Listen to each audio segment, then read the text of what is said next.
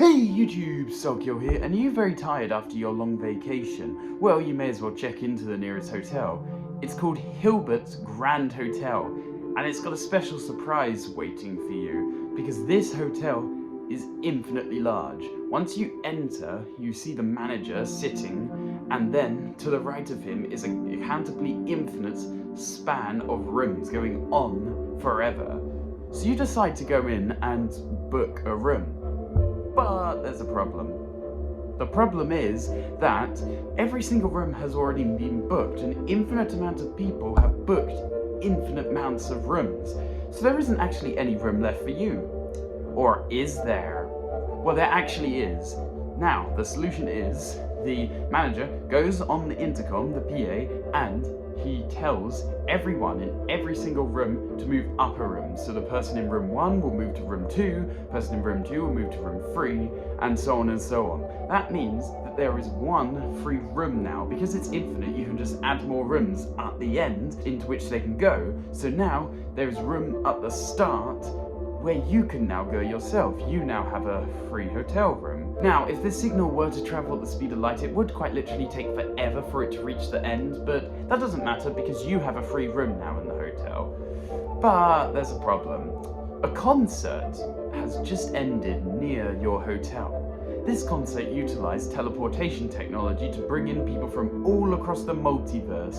An infinite amount of people are at this concert. And these people are tired after the concert and they want a place to stay. So they go to Hilbert's Hotel.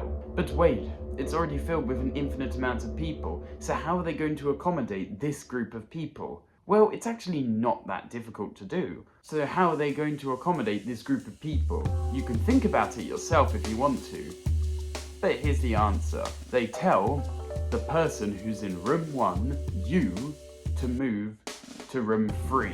The person in room 2 to move to room 4. They tell the person in each room to move to the room 2 rooms to the right of their current room. This will leave an infinite amount of gaps of unoccupied rooms in between the occupied rooms. And because it's an infinitely long set, you can fill it with this infinite amount of people from this concert. And so there you go. You just managed to accommodate another group of an infinite amount of people. But there's another problem now. What is this problem? Well, just like with the concert, there was a business meeting going on utilizing teleportation technology. And this business meeting brought in executives from all over the multiverse as well, an infinite amount of them. But here's the problem. All of these executives have a name tag.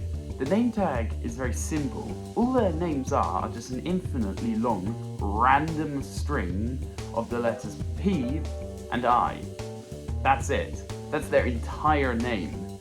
But there's an infinite amount of these infinitely long names. So these people show up to the hotel and they ask the manager if they can all get a room, but the manager turns them away. There are not enough rooms in the entire infinitely large hotel to accommodate this group of people.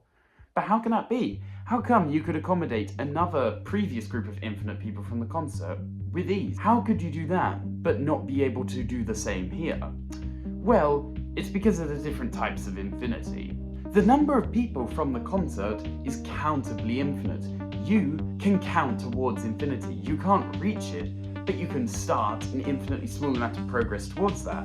By which I mean, for example, countable infinity is the amount of integers there are, which is basically, of course, 0, 1, 2, 3, 4, 5, 6, 7, 8, 9, 10, and so on forever. You can't ever reach the end, but you can count towards it. You know, I can say the first few terms of it with ease. But the names are uncountably infinite. Why is this? Well, because you can't even mention a single name. Because the name is an infinitely long string of the letters P and I, you can't actually say any individual name completely. You would have to shorten it, abbreviate it to something that isn't in the realm of infinity. And this creates a problem if we use a spreadsheet. So the manager gets out a spreadsheet and it contains every single hotel room and its number, of course. So the first hotel room will have the number 1 and the millionth hotel room will have the number million.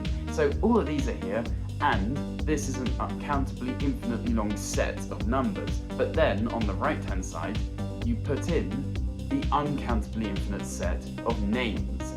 And here's how you break it. using something called Cantor's argument. In Cantor's argument, what you would have to do here is you would have to convert every single letter and every single name into a number. If the letter is P, then you will assign the value 2 to it, and if the letter is I, you will assign the value 1 to it. And this creates an infinitely long string of 1s and 2s. So now you go to the first name on the list, P-I, P-I, P-I, P-I. We'll just call him Pi. Anyway, so if you use this conversion, then you should get from his name, for the first number of his name, the number 2. And then you go to the second name. You take the second number, and then you take the third number from the third name, the fourth number from the fourth name, the fifth number from the fifth name, and so on forever and ever. And then you put these names together into a string that starts with the number 2 and will have another random infinitely long set of numbers. And then what you do is you flip these. If the number is a 2, you change it to a 1, and if the number is a 1, you change it to a 2, of course. And once you've done this, you convert it back into a string of letters. So of course 2 is equivalent to P and 1 is equivalent to I. And you've done it. You've created a new name that wasn't on that list. But it still exists, it's still an uncountably infinitely long name. But the thing is, you've already matched every name on the spreadsheet to every room in the hotel. But somehow you've been able to create a new name that doesn't exist on that list of all the names that are matched to every single hotel room. So you can create more names out of non-existence because it's an uncountably infinite set, so you can apply Cantor's method as I just described, but you can't do that to the hotel rooms because you can say the entire variable for a single hotel room that is used to identify it, its room number, because none of the room numbers are infinitely long. Every single one of them you can say, no matter how long it would take, it is possible to say. Well, with the names, it isn't. So you can create new names out of non-existence. And what this means is that actually there are more executives in the infinite set of executives that are trying to get into the hotel right now than in the infinite number of rooms in the hotel to accommodate them. Therefore, the hotel would only be able to accommodate an infinitely small percentage of the total amount of executives. And so in order to be fair, the managers just decided to not let any of them into the hotel. Not all infinities are the same, and uncountable infinity isn't even the largest infinity that there possibly is. But although you weren't infinitely tired at the start of this video, I hope that now I have awoken your mind to the concept of different infinities as infinitely much as I can. And as always, thanks for watching.